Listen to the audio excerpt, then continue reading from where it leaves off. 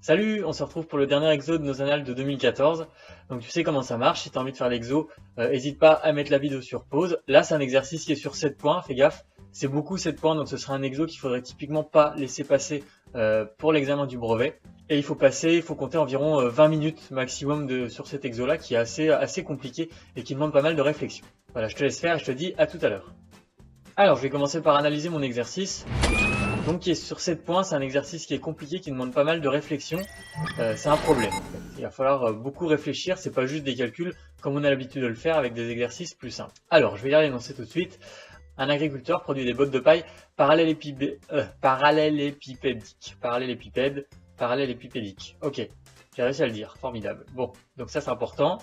Information 1, les dimensions de la botte de paille sont 90 x 45 x 35. Donc ça c'est important. On a notre botte de paille qui est modélisée juste en dessous, donc c'est un parallélépipède en fait, parallélépipède rectangle.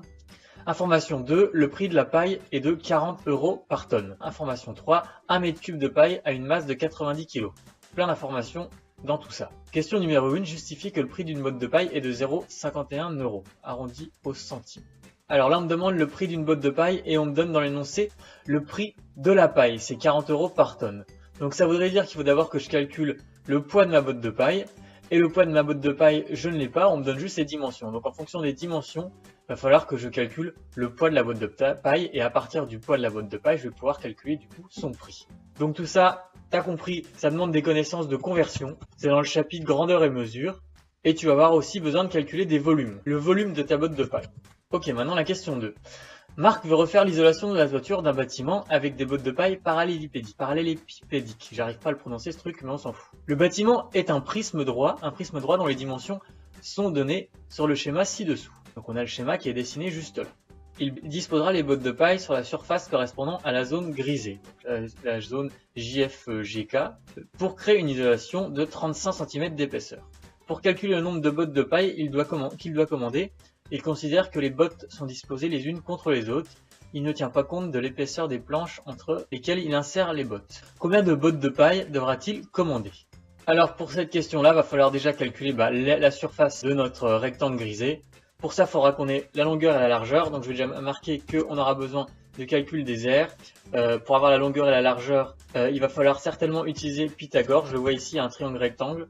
Les propriétés des solides et des rectangles. Et question petit b, quel est le coût de la paille nécessaire pour isoler le toit? Donc une fois qu'on saura combien de bottes de paille on peut mettre sur le toit, vu qu'on a calculé le prix qui est juste au-dessus, pour calculer le coût, on n'aura plus qu'à multiplier le nombre de bottes de paille par le prix d'une botte de paille. Donc ça c'est encore le chapitre grandeur et mesure, donc je ne le remets pas, on l'avait mis dans la question.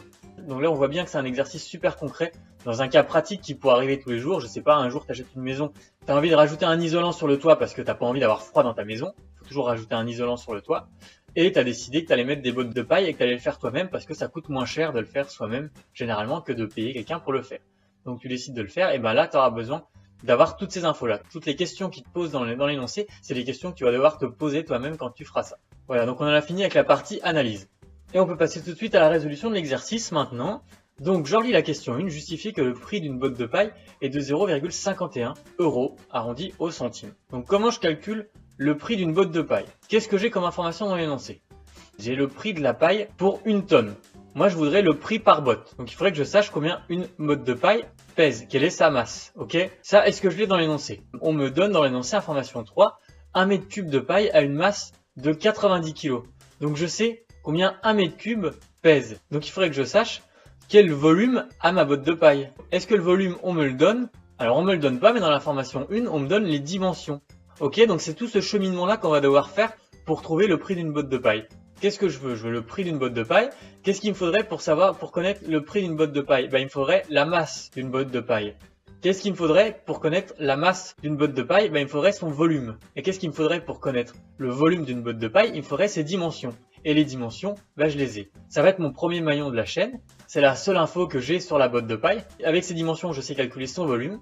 Une fois que j'aurai son volume, avec l'information qu'on me donne dans l'énoncé l'information 3, je saurai calculer sa masse. Et avec sa masse, à partir de l'information 2, je saurai calculer son prix. C'est comme ça qu'il faut raisonner en fait pour résoudre ce genre d'exo. qu'est-ce que je veux, c'est la première ligne que j'ai écrite, et qu'est-ce que j'ai, qu'est-ce que je connais ou qu'est-ce que j'ai dans l'énoncé. Ben, ce que j'ai, c'est les dimensions. Donc, question 1, on va d'abord calculer le volume de ma botte de paille. Et donc, pour calculer le volume de ma botte de paille, je sais que ma botte, c'est un parallélépipède. Un parallélépipède, c'est quoi? C'est un prisme droit, en fait. Donc, pour calculer son volume, il suffit juste de faire longueur fois largeur fois hauteur, ou fois épaisseur. Hauteur, épaisseur, c'est la même chose. Donc, ça fait 90 fois 45 fois 35. Ça me donne 141 750. Et mon unité, c'est le centimètre cube, puisque tout ce que j'ai utilisé pour faire mon calcul, c'était en centimètres. Donc maintenant, je suis à l'étape volume. Là, je viens de trouver mon volume ici. Maintenant, je vais pouvoir remonter à la masse. Alors, comment je remonte à la masse? La masse, on me donne dans l'information 2 que 1 mètre cube de paille, ça a une masse de 90 kg. Bon, là, manque de bol, je suis en centimètres cubes, donc je vais d'abord devoir convertir. Comment je convertis ça? Je fais mon tableau de conversion, et j'oublie pas que là, c'est un tableau de conversion en volume, c'est-à-dire qu'il y a 3 colonnes par unité. Donc les centimètres cubes, c'est plus petit que les mètres cubes, et entre les deux, il y a juste les décimètres cubes. Donc je vais juste faire mon tableau avec ça comme info. Donc j'ai mes mètres cubes ici, j'ai 1, 2, 3 colonnes, ensuite j'ai mes décimètres cubes, 1, 2, 3 colonnes, et ensuite j'ai mes centimètres cubes, 1, 2, 3 colonnes. Ok, et donc je veux mettre 141 750 dedans. Je commence par la fin, le 0 est ici, le 5 il est là, et pour arriver au mètre cube, en fait il me reste plus qu'à arriver ici, j'ai juste à rajouter un 0 ici, je mets ma virgule, du coup ça me fait 0,141750. Donc maintenant on va pouvoir utiliser l'information 3 qui nous dit que 1 mètre cube de paille a une masse de 90 kg. Donc comment je fais pour calculer du coup combien vont peser mes 0,14175 là? Si j'avais eu 2 mètres cubes de paille, ça aurait pesé 2 fois 90 kg. C'est 2 fois plus grand. Si j'avais eu 3 mètres cubes de paille, ça aurait pesé 3 fois 90 kg. 3 fois plus grand. Et là, j'ai 0,14175 mètres cubes de paille. Et j'ai juste à faire 0,14175 fois 90. Et ça, ce sera la masse de ma botte de paille du coup. Je vais dire que M, c'est la masse de ma botte de paille. Et là, je peux écrire que M, comme je viens de dire, c'est égal à 90 fois V. Je remplace 90 fois 0,14175. Ça me donne 12,7575. Voilà la masse d'une botte de paille. Je viens de convertir le volume de ma botte de paille en masse. Et donc ça, c'est comme on me donnait dans la formation 3 qu'un mètre cube, on me donnait l'équivalence en kilogrammes, et là, je vais être en kilogrammes. Ok, parfait. On en est maintenant, du coup, à l'étape de la masse. Et maintenant, je vais pouvoir remonter, du coup, au prix de la botte. On est presque au bout. Et cette fois-ci, c'est l'information 2 qui nous dit que le prix de la paille est de 40 € par tonne. Bon, on me donne par tonne, moi j'ai en kilos. Même chose, je vais convertir mes kilos en tonnes. Je sais qu'une tonne, c'est 1000 kilos. Ça, il faut le savoir, tu peux pas l'inventer.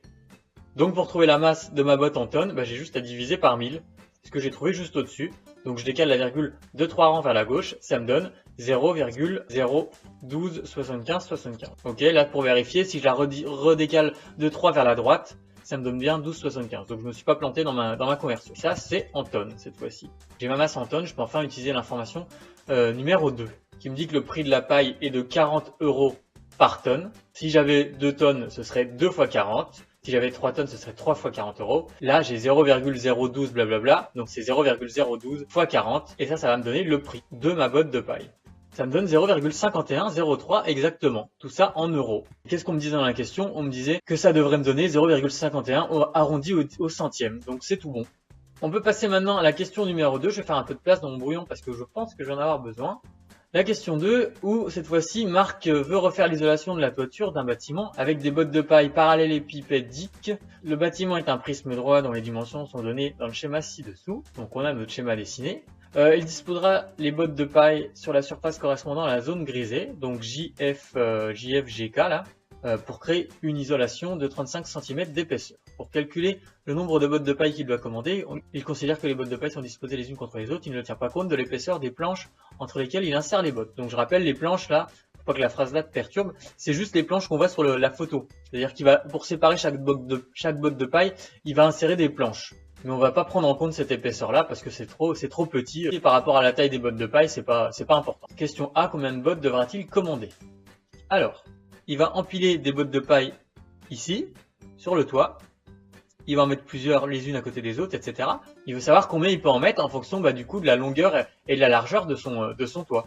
On connaît les dimensions de la botte de paille, mais on ne connaît pas forcément les dimensions du toit. Donc on va d'abord essayer de chercher les dimensions du toit. Donc je peux le mettre en introduction, on cherche les dimensions du toit. Et je peux même préciser qu'on va supposer qu'il est rectangulaire. Les deux pans d'un toit, de toute façon, c'est toujours rectangulaire. Donc là, c'est pour ça que je dis que c'est rectangulaire ici. Ce qui ne le précise pas dans l'énoncé, ils auraient pu le préciser quand même. Je vais regarder la longueur de ce rectangle. Est-ce que je connais JK? Est-ce que je connais FG? Alors JK non, FG non. Mais comme je sais que mon bâtiment est un prisme droit, ça veut dire que toutes ces faces latérales, c'est-à-dire la face IFAB et FBCG, c'est des faces qui sont rectangles. Je vais les repasser en bleu. Ce sont des rectangles parce qu'on nous dit dans l'énoncé que le bâtiment est un prisme droit. Un prisme droit, c'est un solide dont toutes les faces latérales sont des rectangles. Donc BFGC est un rectangle. Donc BC égale FG, parce que ce sont des côtés opposés, donc ils sont de même longueur. BC je le connais, donc je connais FG. Et c'est égal à 15,3 mètres. Et comme JFGK, notre rectangle gris, est un rectangle, alors JK égale FG égale aussi 15,3 mètres. Ok, on a une première info importante ici. Maintenant, si j'essaie de regarder la longueur. Alors, JF. Est-ce que je connais JF? Est-ce que je connais KG? Eh ben non, je les connais pas. Bon, du coup, il faudrait quand même que j'arrive à les calculer. Là, je suis obligé, de toute façon, de trouver la largeur de ce rectangle si je veux pouvoir calculer ses dimensions. La largeur est obligatoire. Donc, il faut absolument que j'arrive à calculer JF. Qu'est-ce que j'ai comme info dans ce schéma? Je vois que JF appartient aussi à un triangle qui est rectangle. Ça, c'est intéressant. Donc, je vais refaire le schéma juste avec mon triangle et mon rectangle. Donc, à main levée, ça donne ça. Là, j'ai toujours mon angle droit. Et je connais qu'il y a certaines longueurs. Alors, comment je pourrais calculer JF? Je vois directement que j'ai un triangle rectangle. Triangle rectangle, ça doit te faire penser à Pythagore. Comment je fais pour utiliser Pythagore ici? Eh ben, il faut que je connaisse les deux autres côtés. Est-ce que je connais JI? Est-ce que je connais IF? IF, je peux le calculer parce que je sais que ma face latérale, ma face IFAB, IFBA, c'est un rectangle. Donc, je sais également que IF, ça va être 3,6. Par contre, IJ, je l'ai pas, mais j'ai JA. Donc, pour trouver IJ, il manquerait plus que j'ai la longueur IA, cette longueur-là. Est-ce que cette longueur-là, je l'ai? Pas directement sur le schéma. Est-ce que j'ai FB? FB, je l'ai pas non plus. Par contre, si je regarde sur mon schéma global, là en perspective, eh ben je sais que FB égale AGC puisque c'est un rectangle. Donc je sais du coup que comme j'ai deux rectangles côte à côte, je sais que GC va être égal à FB qui va être égal à IA. Donc je vais l'écrire tout de suite. Je vais rappeler mes deux rectangles. Donc FBCG, ABFI sont des rectangles. Donc GC égale FB égale IA égale 5 mètres. Ok, et maintenant, moi ce qui m'intéresse toujours, hein, c'est le deuxième côté de mon triangle rectangle pour pouvoir utiliser Pythagore. Donc, je sais que IJ, ça va être 7,7 moins le côté que je viens de trouver, moins 5. IJ égale JA moins IA, c'est-à-dire 7,7 moins 5, ce qui est égal à 2,7 mètres. Et c'est seulement maintenant que je vais pouvoir utiliser Pythagore. Donc, j'écris dans le triangle JIF rectangle en I, le théorème de Pythagore donne donc mon hypoténuse au carré, c'est-à-dire JF au carré, c'est égal à JI ou IJ au carré plus IF au carré. J'ai plus qu'à remplacer. IJ c'est 2,7 au carré et IF c'est égal à AB puisque on est dans un rectangle, donc c'est 3,6 au carré. Tout ça me donne 20,25. Là, j'oublie pas que c'est JF au carré. Moi, pour avoir JF, je dois faire du coup la racine carrée de ce truc. Et ça me fait 4,5 mètres. J'ai ma deuxième longueur. Voilà, j'avais trouvé ma première longueur en bleu ici, 15,3. C'est la longueur de mon rectangle. Et cette fois-ci, JF, 4,5 mètres, c'est la largeur de mon rectangle. Donc maintenant, je peux enfin calculer l'aire de mon rectangle JFGK. Donc je vais le mettre là, RJFGK, c'est égal à la longueur fois la largeur. La longueur, c'était mon FG. Donc je vais remettre juste avec des lettres au début. FG fois JF, ce qui fait 15,3 fois 4,5. Et ça me donne 68,85. Et ça, donc, c'est en mètres carrés, puisque j'avais tout mis en mètres. Bon, maintenant que j'ai ça, je vais quand même relire la question, parce que là, depuis le temps, je l'ai un peu oublié. On me demande combien de bottes devra-t-il commander. Ça veut dire combien de bottes il va pouvoir mettre au total sur son toit. Là, je vais passer un petit coup sur GeoGebra pour être sûr que tu aies bien compris la question. En fait, donc là, j'ai remodélisé la maison et la botte de paille, donc c'est ce qui est en orange ici. Donc on te demande en fait combien de bottes de paille tu peux mettre sur la surface du toit qu'on vient de calculer. Bon, pour faire ça, il faut calculer la surface de mon toit. Donc ça, c'est ce que j'ai fait, l'aire de mon toit. Et il faut que je calcule également l'aire de ma botte de paille, c'est-à-dire l'aire de la surface qui va être posée contre le toit. C'est pour ça qu'ils te précisent juste avant qu'ils veulent une isolation de 35 cm d'épaisseur. Parce que la botte de paille, en fait, tu peux la poser dans plusieurs sens. Tu peux la poser sur cette face-là comme je l'ai posée là, mais tu aurais très bien pu la poser comme je viens de le dessiner ici, ou bien tu aurais même pu la poser comme je le dessine ici. Donc tu vois, il y avait plusieurs façons de poser cette botte de paille. C'est pour ça qu'il te précisait qu'il voulait que l'isolation fasse 3,5 cm d'épaisseur. Je crois que c'est ça dans l'énoncé. C'est-à-dire qu'ils veulent que la hauteur ici, ça fasse 3,5. Dans le cas de mon deuxième schéma ici, l'épaisseur de mon isolation, cette fois-ci, ça aurait été ça. Ok? Et dans le cas de mon dernier schéma ici, l'épaisseur, ça aurait été ça. L'épaisseur, ça va être la dimension dont tu vas plus te servir après. Parce que qu'est-ce qui va nous être utile maintenant? Qu'est-ce qui va nous être utile maintenant? C'est de calculer la surface ici. C'est-à-dire la surface de mon rectangle que je suis en train d'achurer là. Et pour calculer la surface de ce rectangle-là, j'ai pas besoin de l'épaisseur en fait. Je vais avoir besoin de la longueur et de la largeur uniquement. C'est pour ça qu'il précisait cette info-là dans l'énoncé. C'est logique parce que quand on pose une botte de paille, quand on fait une isolation, quand on pose n'importe quoi au sol, on le met toujours avec la face la plus grande au sol. On veut que ce soit le moins haut possible et que ce soit le plus près du sol possible. Et bien là, c'est ce qu'on a fait. Maintenant que je sais que l'épaisseur, je ne m'en sers plus, je vais juste avoir besoin de la longueur et de la largeur. D'ailleurs, si je me mets en vue de face ici, tu vas bien voir que l'épaisseur, elle disparaît. L'épaisseur du pavé orange, là, hop, et ben on la voit plus. Ça ressemble juste à un rectangle. Et c'est les côtés, justement, de ce rectangle qui m'intéressent cette fois-ci pour les comparer aux dimensions de mon rectangle vert. Donc maintenant, il me reste plus qu'à calculer l'aire de ma botte de paille. Je vais écrire air bot. Si je reprends les dimensions qui me donnaient dans l'énoncé, c'était 90 x 45 x 35, mais 35 c'est l'épaisseur, et comme je te l'ai montré avec GeoGebra, 35 on va pas l'utiliser, du coup c'est plus ce qui nous intéresse, donc on garde uniquement les deux autres, 90 x 45. Ça nous fait 4050 cm², et pour pouvoir la comparer du coup à l'aire JFGK, l'aire de mon toit, je vais la mettre dans la même unité. Je vais le convertir en mètres carrés, cette fois-ci on est en mètres carrés, on n'est plus en mètres cubes, donc il y a deux colonnes pour chaque unité dans le tableau de conversion. Donc j'aurai mes centimètres cubes, ensuite j'aurai mes décimètres cubes, ensuite j'aurai mes mètres cubes.